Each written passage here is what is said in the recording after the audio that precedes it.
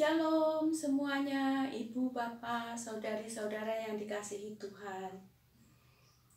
Mungkin ada teman-teman saya yang sudah mendengar kesaksian saya ini, tapi ternyata masih lebih banyak yang belum mendengar bagaimana kuasa Tuhan bekerja dan Tuhan Yesus itu sungguh ajaib, luar biasa.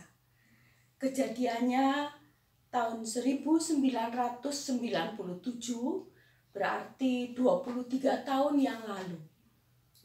Ketika itu saya sedang pelayanan, kemudian tiba-tiba mata saya seperti ada rambut jatuh rambut beberapa lembar, lalu akhirnya penuh.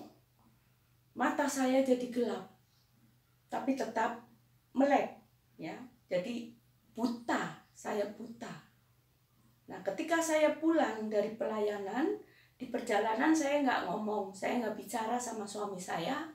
Sampai rumah, saya langsung masuk kamar, saya berlutut, saya berdoa, saya minta kepada Tuhan. Mula-mula saya mengucap syukur, terima kasih boleh mengalami yang namanya buta. Namun saya juga minta kepada Tuhan bahwa besok kalau saya ke dokter, tolong Tuhan memberikan dokter yang terbaik menurut Tuhan. Lalu saya keluar dari kamar, saya bilang sama suami saya, aku buta. Suami saya kaget, hah? Yang benar? Iya, aku buta. Lalu anak-anak, waktu itu kan masih belum dewasa ya, masih anak-anak, jadi mereka bilang, hah, mama buta? 1 apa 2? Saya bilang 1. Coba yang nggak buta ditutup. Saya nurut aja. Saya tutup mata yang kiri, ya. Saya tutup mata yang kiri karena yang buta yang kanan. Lalu mereka berdua menanyakan, ini berapa, ini berapa? Saya bilang, mama nggak bisa lihat. Oh iya benar, mama buta. Sambil ketawa-ketawa dan saya pun ikut ketawa. Ya namanya anak-anak. Ya udah, lalu suami saya bilang, besok ke dokter. Iya, saya bilang ke dokter. Waktu itu saya masih tinggal di Pulau Gebang. Jadi besoknya ke dokter di Kelapa Gading, di Klinik Medikarya di Kelapa Gading. Saya ke dokter. Ketika saya masuk ke ruang praktek dokter, saya tanya sama dokternya, kenapa ya dok, kok saya bisa buta? Dokternya liatin saya, lalu dia jawab apa? Ah, ibu sudah tua, buta juga nggak apa-apa. Saya kaget, suami saya juga kaget nengok ke saya hanya tersenyum. Padahal itu tahun 97, berarti saya kan masih muda dan mungkin juga masih cantik gitu ya.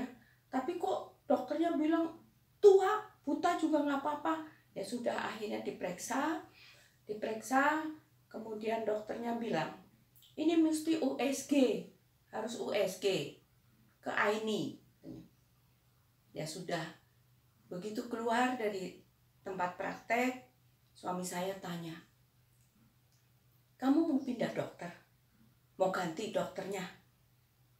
Saya bilang, percuma dong, saya sudah berdoa, saya minta dokter yang terbaik dari Tuhan, dan rupanya Tuhan kasih ini dokternya, saya bilang begitu.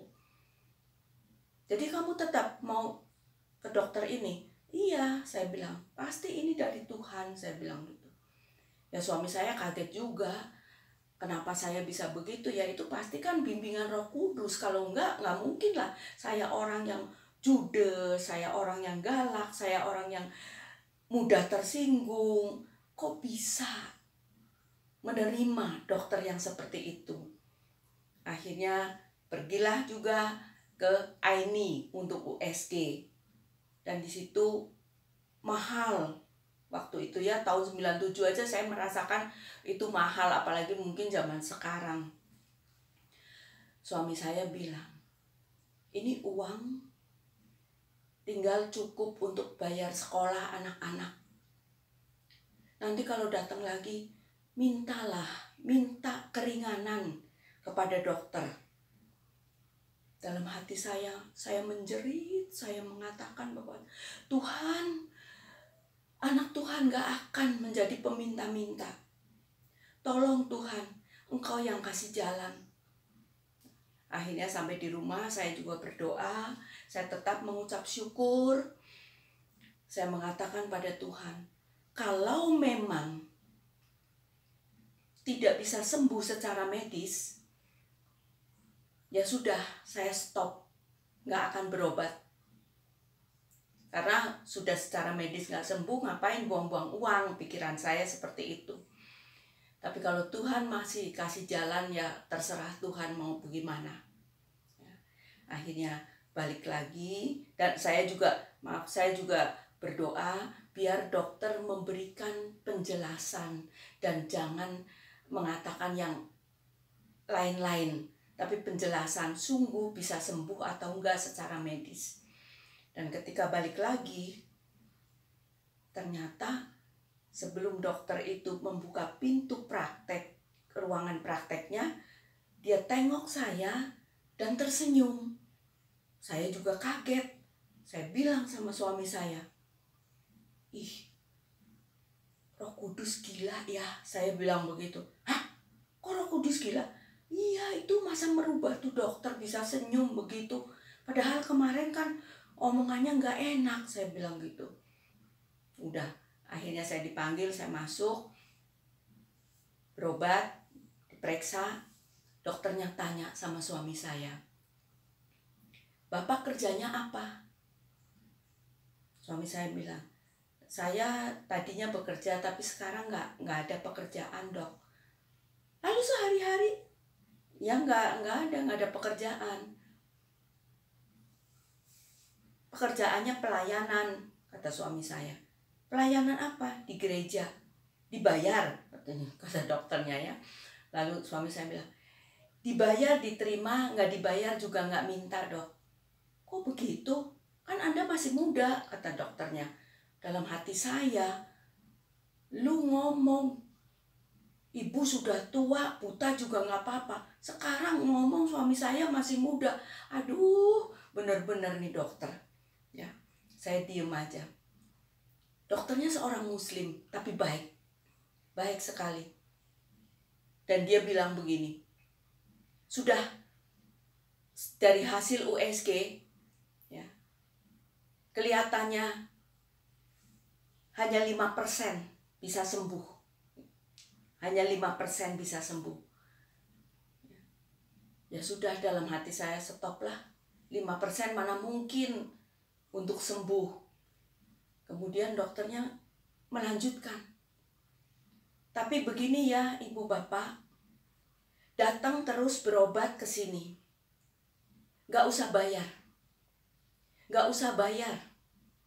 Sampai diulang lagi. Ibu tetap harus datang kemari. Ya, Ibu gak usah takut.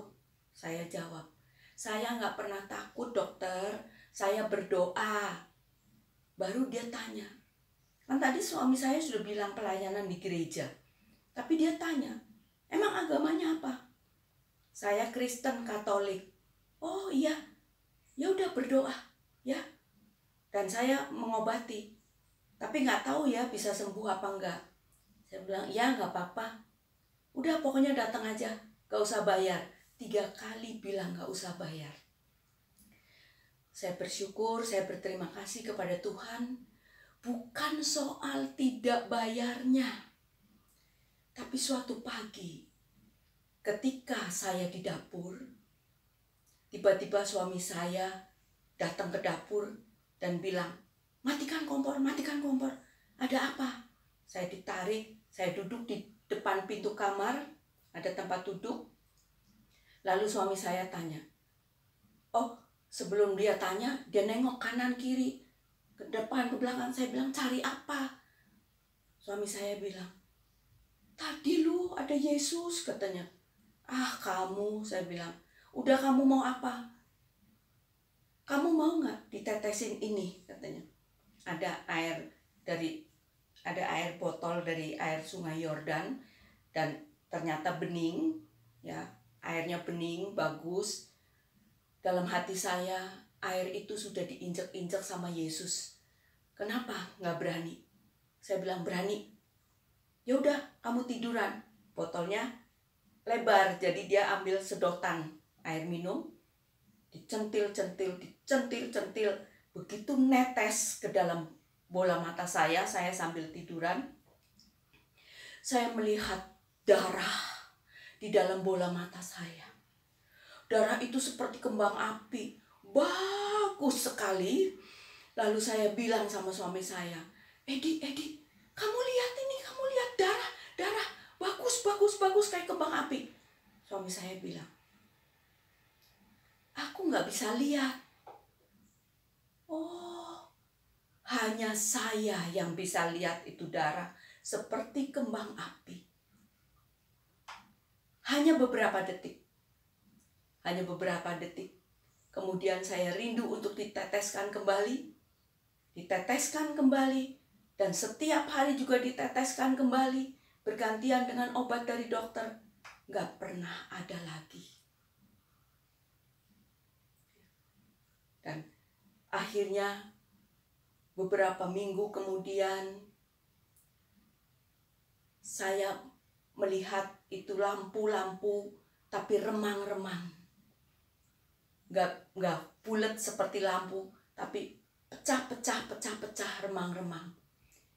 Lalu saya bilang sama suami saya melihat itu remang-remang, lampu-lampu.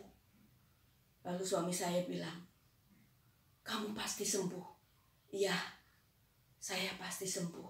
Saya percaya, seperti Yesus yang menyembuhkan seorang buta di Betsaida pada waktu itu. Saya ingat Markus 8 ayat 25. Ketika Yesus, di ayat yang ke-24, ketika Yesus sudah menumpangkan tangan, memberikan mengurapi dengan ludahnya. Kemudian Yesus bertanya kepada orang itu, apakah kamu melihat sesuatu? Dan orang itu bilang, aku memandang ke depan, melihat orang berjalan-jalan. Tetapi tampaknya seperti pohon. Jadi kalau orang berjalan-jalan kan karena bolak-balik kanan kiri berarti nggak fokus satu. Itu seperti saya melihat lampu itu buram, pecah-pecah gitu. Ya. Nggak jelas seperti lampu yang satu. Gitu. Dan kemudian Tuhan Yesus kembali mengobati lagi. Jadi seperti apa yang saya alami, saya ke dokter juga berulang kali, nggak sekaligus sembuh. Tetapi berulang kali saya datang ke dokter itu, dan kemudian saya mengalami seperti apa yang saya lihat itu darah. Dan ternyata ketika hari kenaikan Tuhan Yesus, saya mau berangkat ke gereja, masih remang-remang, itu masih di Pulau Gebang. Dan ketika itu gerejanya juga masih rumahan. Jadi setiap orang yang datang yang mau komuni harus ambil hosti, taruh supaya nanti ketika komuni nggak kekurangan dan nggak terlalu berlebih-lebihan. Karena nggak ada tabernakel di situ, masih rumahan. Nah, saya yang duduk di situ untuk menunggu hosti itu. Ya, saya sambil menyanyi dalam hati ketika seperti apa yang nyanyian yang saya bisa ingat, ya, mengenai darah Yesus. Dalam hati saya menyanyi, saya nggak berani kenceng-kenceng karena suara saya fals, nanti takut orang-orang pada lari. Itu hari kenaikan Isa Al-Masih. Setelah misa, ketika konsekrasi, saya mengimani, saya percaya bahwa Tuhan Yesus akan menyembuhkan saya. Begitu habis terima komuni, saya memejamkan mata, saya berdoa, dan saya kemudian juga menyanyi kembali lagu yang seperti apa saya ingat. mengenai darah Yesus. Dalam hati saya menyanyi. Begitu selesai, saya membuka mata dan ternyata saya sembuh. Saya sembuh, sampai sekarang saya sembuh. Mata saya sudah sembuh, sudah bisa melihat. Dan nyanyian apa sih sesungguhnya ketika saya diteteskan air sungai Yordan itu dan kemudian melihat itu darah seperti kembang api yang begitu indah. Saat itu saya menyanyikan, darah-Mu Yesus, sucikan daku. Darah-Mu Yesus, bebaskanku. Darah-Mu Yesus, ubahkan daku. Ku dijadikan baru. Ibu bapak, saudari-saudara yang dikasihi Tuhan, saat ini Tuhan Yesus ingin memberkati kita semua, mencurahkan berkat-Nya buat kita semua.